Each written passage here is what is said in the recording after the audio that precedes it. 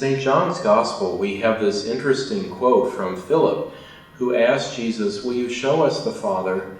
And Jesus responds to him, "Philip, you've been with me for so long, and you still don't know? If you see me, you see the Father." This was a shock to people who heard this. They were raised in a very strong Jewish spirituality, which had the idea that nobody has seen God.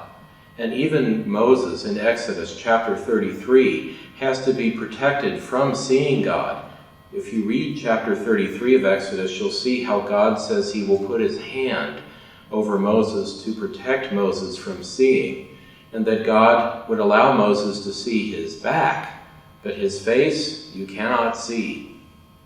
Well, think of that for Philip and the other apostles. They knew that story very well. And here is Jesus telling him, you see the Father.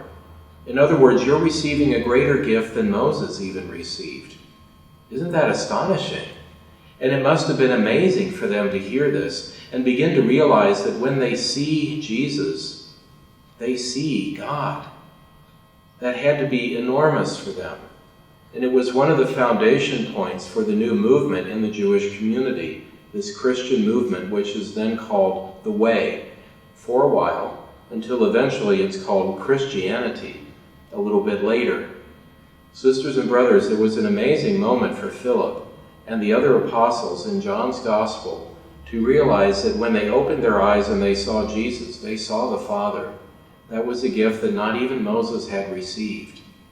What does it mean for you to see the face of God today? To recognize that you too have seen Jesus?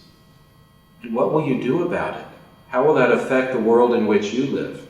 How will that affect people around you? What does it mean to see the face of God?